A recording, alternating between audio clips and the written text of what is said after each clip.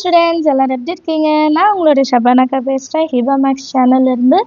So இது வரைக்கும் நம்ம ஹாஃப் இயர்லி ஸ்டடி பிளானில் டே 3 வரைக்கும் கம்ப்ளீட் பண்ணிட்டோம் இல்லையா? ஸோ இந்த வீடியோ வந்து டே 4. நிறைய பேர் சொல்கிறீங்க இந்த பிளான் ரொம்பவே யூஸ்ஃபுல்லாக இருக்குது, எங்களுக்கு ஒரு ஐடியா கிடைக்குது அப்படின்ட்டு.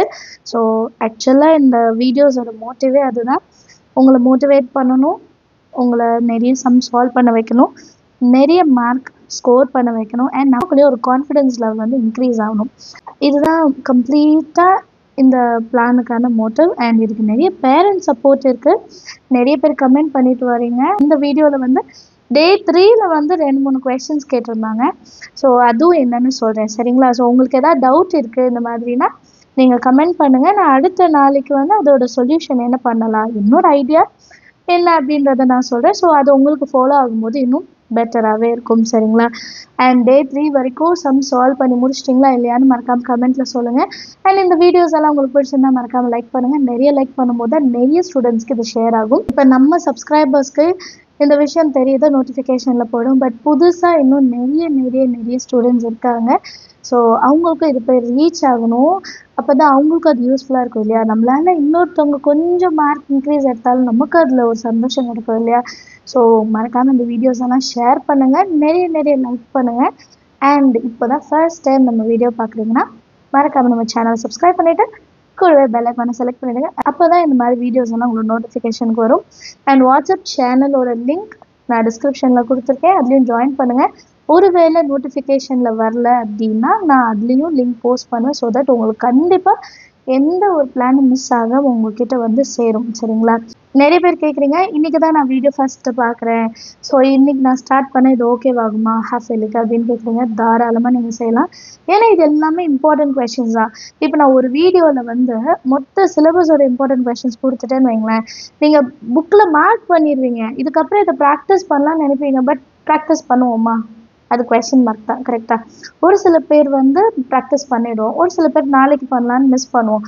ஸோ அதனால தான் இந்த மாதிரி ஒரு ஸ்கெடியூல் பண்ணி நம்ம டெய்லி ஒரு 10 சம்ஸ் கொடுத்தா நீங்கள் அட்லீஸ்ட் அதில் ஒரு 5 சம்ஸ் செஞ்சிங்கனாலும் உங்களுக்கு அது யூஸ் ஆகும் சரிங்களா? ஸோ அதனால தான் வந்து டே 1 டே 2 அப்படின்னு நான் பண்ணிகிட்ருக்கேன். டைட்டில் போடணும் இல்லையா, அதுக்காக தான் மெயினாக. ஸோ நீங்கள் வந்து டே 1ஓட ஒர்க்கு இன்றைக்கி ஸ்டார்ட் பண்ணாலும் சரி, இல்லை இப்போ எனக்கு ஸ்லிப் டெஸ்ட் நடந்துட்டுருக்கா, ஃபைன், அதை முடிங்க, அதுக்கப்புறம் நீங்கள் ஸ்டார்ட் பண்ணாலும் சரி. ஏன்னா ஒரு சில பேர் இப்போ ஃப்ரீ டைம் இருக்குது, இப்போ சாட்டர்டே வருது, நமக்கு ஸ்கூல் லீவுன்னு வைங்களேன், 3 நாளோட வேலையை ஒரு நாள்லேயே நீங்கள் முடிச்சிடலாம். புரியுதுங்களா? ஸோ அந்த மாதிரி இருக்கனால நீங்கள் அதை பற்றி ஒரி பண்ணாதீங்க. 5th டே நீங்கள் போயிட்டுங்க, நான் இன்னும் ஃபஸ்ட் டேலேருந்து ஸ்டார்ட் பண்ணல, நோ இஷ்யூஸ். ஏன்னா நான் 5 சம் 6 சம் தான் கொடுக்குறேன்.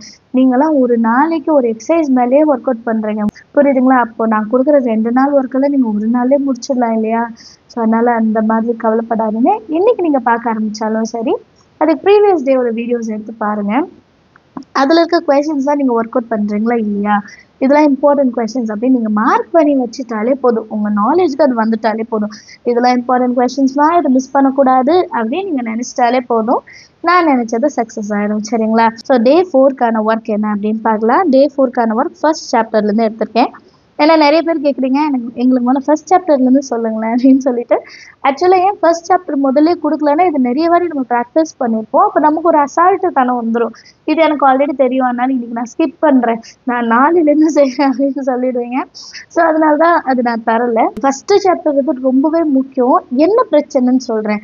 ஃபஸ்ட் சாப்டரை பொறுத்த வரைக்கும் நம்ம நிறைய வாட்டி ப்ராக்டிஸ் பண்ணியிருப்போம் இல்லையா? அதிக வாட்டி ப்ராக்டிஸ் பண்ணியிருப்போம். நமக்குள்ள ஒரு கான்ஃபிடென்ஸ் அதை விட எட்டி பார்க்கும், இது உனக்கு ஆல்ரெடி தெரியும், இதெல்லாம் செஞ்சு பார்க்கணுமா அப்படின்ட்டு. தயவு செய்து அதுக்கெல்லாம் இடம் கொடுத்துடாதீங்க சரிங்களா? எத்தனை வாட்டி நீங்கள் செம்ம ப்ராக்டிஸ் பண்ணாலும் அது வேஸ்ட் ஆகவே செய்யாது. இன்னும் கொஞ்சம் உங்களோட கான்ஃபிடென்ஸை இன்க்ரீஸ் தான் பண்ணுமே தவிர உங்களுக்கு வந்து டைம் வேஸ்ட்டே கிடையாது சரிங்களா? அதிக வாட்டி நான் ஏன் டைம் வேஸ்ட் பண்ணலைன்னு சொல்கிறேன்னா, நிறைய பேர் நினைக்கிறது தான், இது ஆல்ரெடி நான் ஒர்க் அவுட் பண்ண தானே, இதே செஞ்சு என் டைமை வேஸ்ட் பண்ணுமா, அதுக்கு நான் தெரியாத சம்ம போட்டு பார்ப்பேனே அப்படின்றீங்க. பட் இது வந்து அப்படி கிடையாது சரிங்களா? ஏன் சொல்கிறேன்னா, இப்போது எஃப்எஃப்ஜியில் வந்து ஒரு இடத்துல நீங்கள் மைனஸ் மிஸ் பண்ணாலும் அந்த 5 மார்க் தப்பு. புரியுதுங்களா? அதே மாதிரி இப்போ ஃபஸ்ட் எக்ஸசைஸில் வர சம்மில் ஒரு நம்பர் நீங்கள் ஆர்டர்ட் பேரில் மாற்றி எழுதிங்கன்னா அந்த மொத்த சம்முமே தப்பு. நமக்கு 3 மார்க்கு தான் கிடைக்கும். பாருங்கள், ரொம்ப ஈஸியான சாப்டர், நான் அதிக வாட்டி ப்ராக்டிஸ் பண்ணியிருக்கேன். ஆனால் எனக்கு 5 மார்க் வரலன்னா யாரோட மிஸ்டேக்? நம்மளோட மிஸ்டேக் தானே. ஸோ அந்த மிஸ்டேக்ஸ் நடக்கிறதுக்கு நம்ம ஒரு சான்ஸை க்ரியேட் பண்ணவே கூடாது. அண்டர்ஸ்டாண்ட் ஆகுதா? ஆல்ரெடி எழுதின சம்மா இருந்தாலுமே பரவாயில்ல, ரிப்பீட் பண்ணுங்க. சரியா? இப்போ 1.5 இதுதான் டே 4 ஆன ஒர்க்கு. அண்ட் இதில் இருக்க எல்லா சம்ஸுமே முக்கியம். ஏன்னா ஃபஸ்ட்டு சம் 2 மார்க்கில் வரும். சரிங்களா? செகண்ட் சம்மில் இருந்தால் 5 மார்க் நமக்கு. அதனால 2 மார்க்ஸ் பற்றி கேட்குறவங்களுக்கு அது ஃபர்ஸ்ட் கொஷின். 2 மார்க்ஸ் வந்து 5 மார்க்ஸ் நான் ஓரளவு கம்ப்ளீட் பண்ணிடுறவங்களால 5 மார்க் அட்டன் பண்ண முடியுன்ற அளவுக்கு நான் ட்ரைன் பண்ணிட்ட பிறகு 2 மார்க் ஆரம்பிச்சிடலாம். 2 மார்க் ரொம்ப ஈஸி தான். ஸோ அது கடகடன்னு முடிச்சிடலாம். Second question 5 mark, third, fourth, fifth, sixth, seventh, அப்புறம் 8th கொஷின் ரொம்ப ரொம்ப முக்கியம். சரிங்களா? And 9, 10. 10th கொஷினும் 9th question. 10th question கொஞ்சம் கன்ஃபியூஸ் பண்ணுற மாதிரி இருக்கும். பட் அது ஒரு தியரம் மாதிரி படித்து வச்சுடுங்க, ஈஸியாகிடும். அதுக்கப்புறம் என்ன சம் இருக்கு, ஒரே ஒரு நிமிஷம். எக்ஸாம்பிள்ஸ் 1.21, 1.22, 1.23, 24 முக்கியமான கொஷின் அதிக வாட்டி கேட்டிருக்காங்க.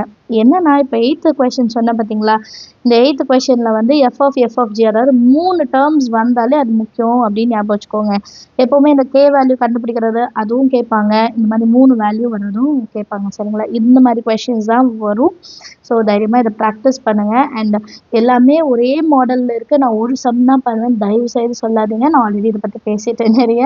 டே 3 வரைக்கும் ஒர்க் முடிச்சிட்டிங்களான்னு இந்த வீடியோட கமெண்ட்ஸ் எழுதுங்க. டே 1 முடிச்சா கூட பரவாயில்ல, அது சொல்லுங்கள். டே 2 இனிமேல் தான் ஸ்டார்ட் பண்ண போகிறேன் அப்படின்னு சொல்லுங்கள். ஏன்னா நம்மளோட வீடியோஸ் எல்லாம் நிறைய பேர் பார்க்குறாங்க இல்லையா, நம்ம வீடியோஸை லிசன் பண்ணிட்டு கீழே நிறைய கமெண்ட்டை தான் படிப்பாங்க. அப்போ வந்து அவங்களுக்கு ஒரு பூஸ்ட் கிடைக்கும். ஓகே, இவ்வளோ பேர் ஃபாலோ பண்ணுறாங்களா, அப்போ நம்ம ஏன் ஃபாலோ பண்ணக்கூடாது, ஒருவேளை நம்ம ட்ரை பண்ணாலும் இது ஒர்க் அவுட் ஆகுமோ அப்படின்ட்டு அவங்க நினச்சிட்டாங்கன்னு வைங்களேன், கண்டிப்பாக அவங்க ஒரு நாளுக்கான பிளானையாவது செஞ்சு பார்ப்பாங்க. அதில் அவங்களுக்கு வந்து ஒரு சாட்டிஸ்ஃபேக்ஷன் கிடைச்சிச்சுன்னா கண்டிப்பாக இதை ஃபாலோ பண்ணுவாங்க. ஸோ அதுக்கு நீங்கள் ஒரு காரணமாக இருக்கலாம். சரிங்களா? அண்ட் பேரண்ட்ஸ் பார்த்துட்டு இருக்கவங்க, நீங்கள் ஒரு கொஷின் பேப்பர் மாதிரியே செட் பண்ணிடுங்க. ஸோ டெஸ்ட் ஒன் மாதிரி செய்யுங்க. அதோட ஆன்சர்ஸ் கரெக்ஷன் பண்ணதையும் காமிங்க. பசங்களோட கொஞ்சம் டிஸ்கஸ் பண்ணுங்கள். எந்த இடத்துல கஷ்டப்படுறாங்க, எந்த இடத்துல அவங்களுக்கு இன்னும் கொஞ்சம் கவனம் தேவைப்படுது அப்படின்றத அனலைஸ் பண்ணுங்கள்.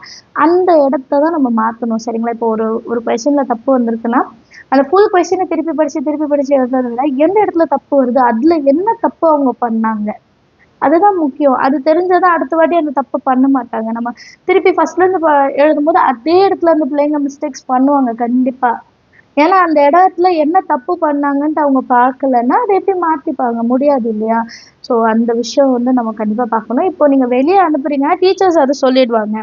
இப்போ நிறைய பேர் நான் வீட்டில் இருந்து தான் நான் பசங்களை ரெடி பண்ணுறேன் அப்படின்னா இந்த விஷயம்லாம் கொஞ்சம் நோட் பண்ணிக்கோங்க, உங்களுக்கு கண்டிப்பாக அது யூஸ் ஆகும். சரிங்களா? அண்ட் வேறு ஏதாவது உங்களுக்கு கேட்கணும்னு இருக்கிறது, ஷேர் பண்ணணும்னு நினைக்கிறத கமெண்ட் செக்ஷனில் எழுதுங்க. நான் அதை பார்த்துட்டு அடுத்த வீடியோவில் என்னன்னு சொல்கிறேன். ஸோ இப்போது டே 4ஓட ஒர்க் முடிச்சிட்டோம். அடுத்து நான் இப்போ பேரண்ட் ஒருத்தவங்க அனுப்பினேன் ஒரு கமெண்ட். அவங்களோட பொண்ணு வந்து 10th ஸ்டாண்டர்ட் படிக்கிறாங்க. டே 1 டே 2 கம்ப்ளீட் பண்ணிட்டாங்க. Very good. மேக்ஸ் வந்து 50 மார்க் தான் எடுக்கிறாங்க. ஸோ என்ன பண்ண தெரியல, நீங்கள் சொல்கிற மாதிரி கண்டிப்பாக ஸ்டடி பிளான் ஃபாலோ பண்ணாலே நல்லா ஸ்கோர் பண்ணலான்னு கான்ஃபிடென்ட்டாக சொல்கிறா. Ma'am thank you. இதுதான் இந்த பிளானோட மோட்டிவ். உங்களுக்கு ஒரு கான்ஃபிடென்ட் லெவல் வரணும். நான் ஃபஸ்ட்டே அதான் சொல்லியிருந்தேன். சரிங்களா? நம்ம வந்து இதை ப்ராக்டிஸ் பண்ணும்போது உங்களுக்கு ஒரு கான்ஃபிடென்ட் லெவல் வருதா, அது போதும். அதுதான் உங்களோட ஹாஃப் இயர்லி மார்க்கை இன்க்ரீஸ் பண்ணும். சரிங்களா? ஸோ நிறைய ப்ராக்டிஸ் பண்ணுங்கள். இந்த ஸ்டடி பிளானை ஃபாலோ பண்ணுங்கள். உங்களுக்குள்ளே ஒரு சேஞ்சஸ் தெரிய வரும். நம்மளை அறியாமலே மேக்ஸ் மேலே ஒரு ஆர்வம் வரும். இதை செஞ்சு பார்த்துடலாம், என்ன ஒரு 10 நிமிஷம் தானே ஆகுது அப்படின்னு உங்கள் மைண்ட் செட் மாறிச்சுன்னு வைங்க, நத்திங் கேன் ஸ்டாப் யூ. ஒரு பெரிய மார்க் வந்து ஸ்கோர் பண்ணுறது வந்து எதுவுமே உங்களை வந்து ஸ்டாப் பண்ண முடியாது. ஸோ தேங்க்யூ இந்த கமெண்ட் எழுதின அம்மாவுக்கு. ஏன்னா நிறைய பேருக்கு இது வந்து மோட்டிவேஷன் கொடுக்கும் அதனால். சரிங்களா? அண்ட் இன்னொரு கமெண்ட் என்னென்னா, half yearly study plan try பண்ணுறாங்க அண்ட் சம் வந்து ட்ரை பண்ணால் கூட கன்ஃபியூஸ் ஆகுது. அடுத்த சம் படிக்கும்போது பாஸ்ட் சம் இருக்குது. இது நிறைய பேரோட ஒரு கொஷின். இது நான் ஒரு சம் போட்டு பார்த்துட்டேன், அடுத்த சம் பண்ணும்போது இந்த சம் மறந்து போயிடுது அப்படின்னு சொல்கிறாங்க. இதுக்கான சொல்யூஷன் என்னன்னு சொல்கிறேன். அதே மாதிரி எக்ஸாம் ஹாலில் போகும்போது இது மறந்துடுது சொல்கிறாங்க. ஸோ இதுக்கு என்ன வழி அப்படின்னு கேட்குறாங்க. ஒரு விஷயம் ஞாபகம் வச்சு பாருங்கள். இப்போ நம்ம ஒரு சம் ஒர்க் அவுட் பண்ணுறோம், அடுத்த சம் ஒர்க் அவுட் பண்ணும்போது நம்ம இப்போ என்ன சம் ஒர்க் அவுட் பண்ணுறோமோ அதில் வந்து கவனம் வைக்கணும். போன சம் மறந்துருச்சு, இந்த சம் இப்போ நம்ம ஒர்க் அவுட் பண்ணுற சம் தான் நமக்கு ஞாபகத்தில் இருக்கும். புரியுதுங்களா? இது வந்து பிள்ளைங்களோட மைண்ட் செட். ஒரு கொஷின் படிக்கும் போதுமே அப்படிதான், சயின்ஸோ சோஷியலோ படிக்கும் போதுமே அப்படிதான். 10 கொஷின் படித்து டியூஷன் எழுத சொன்னால் எழுத மாட்டாங்க. கேட்டால் முன்னாடி கொஷின் மறந்துடும் அக்கா எனக்கு அப்படின்வாங்க. அப்படி கிடையாது, அது நம்மளோட தோணல். இப்போ நம்ம எந்த கொஸ்டினை படிச்சுட்டு இருக்கோமோ அதுதான் நம்மளோட கவனம் வந்து இருக்கும், அதில் தான் நம்ம கவனம் இருக்கும். அதை பற்றி மட்டும்தான் நம்ம மைண்ட் யோசிக்கும். அப்போ நடுவில் போய் பின்னாடி சொன்ன என்னது அப்படின்னு பார்த்தோம்னா ஞாபகத்தில் வராது டக்குன்னு. ஆனால் அந்த கொஸ்டினை நீங்கள் படித்து அந்த கொஸ்டின் அட்டென்ட் பண்ணும்போது அது கண்டிப்பாக ஞாபகத்தில் வரும். இது வந்து செல்ஃபாக நமக்கு வந்து ஒரு ஃபியர் ஏற்படும். சரி, நம்ம மேலே நம்ம ஒரு டவுட் ஆக்சுவலாக இது மறந்துடுமோ எனக்கு அப்படின்னு சொல்லிட்டு அதை பிரேக் பண்ணுங்க போதும். இது மட்டும்தான். ஏன்னா நிறைய ப்ராக்டிஸ் பண்ணுறோம், கரெக்டுங்களா? நல்லாவே ப்ராக்டிஸ் பண்ணுறோம், ஃபார்முலாஸ்லாம் படிக்கிறோம். ஆனாலும் ஏன் மறக்குதுன்னா உங்கள் மேலே உங்களுக்கு நம்பிக்கை இல்லை அப்படின்னு அர்த்தம். சும்மா சொல்லாதீங்கக்கா, நான் நிறைய டெஸ்ட்டில் பார்த்துட்டேன் எனக்கு இப்படி தான் இருக்குன்னா அடுத்த டெஸ்ட்டில் எனக்காக ஒரு வாட்டி ட்ரை பண்ணுங்க.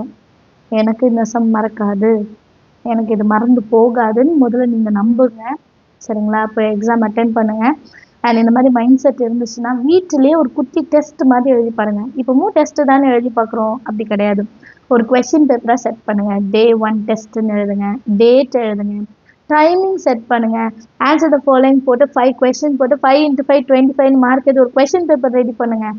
அதை வந்து அப்படியே டெஸ்ட்டாக எழுதி பாருங்கள். ஒரு எக்ஸாம் ஹாலில் நீங்கள் எப்படி இருப்பீங்களோ அந்த மாதிரி நீங்கள் வந்து வீட்டில் எழுதி பார்க்கணும், சரிங்களா? மார்க் டெஸ்ட் அப்படின்லாம் சொல்லுவாங்க இல்லையா?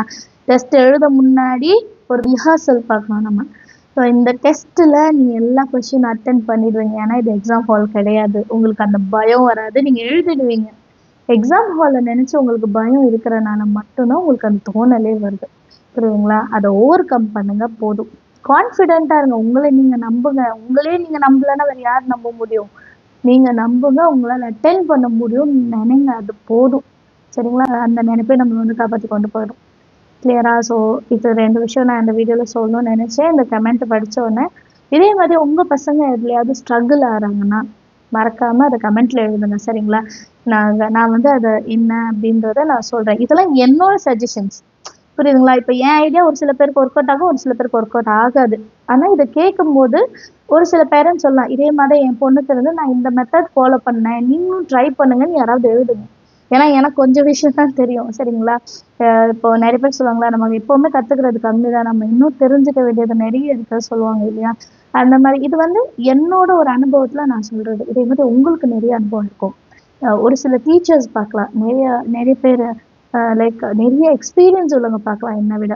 ஸோ அவங்க ஒரு மெத்தட் ட்ரை பண்ணிக்கலாம். அப்போது எனக்கு அதை ஷேர் பண்ணுங்கள், இதை சொல்லுமா, இதை ஃபாலோ பண்ண சொல்லுங்கள் அப்படின்னு சொல்லுங்கள், சஜஸ்ட் பண்ணுங்கள். நம்மளால் ஒரு ஸ்டூடெண்ட் நல்லா படித்து மேலே வந்தாலும் சந்தோஷமும் உண்டு, பெருமையும் உண்டு. ஸோ கண்டிப்பாக இந்த வீடியோ உங்களுக்கு யூஸ்ஃபுல்லாக இருந்திருக்கும்னு நினைக்கிறேன். நாளைக்கு Day 5 வீடியோவில் பார்க்கலாம். தேங்க்யூ ஸோ மச் ஃபார் வாட்சிங்.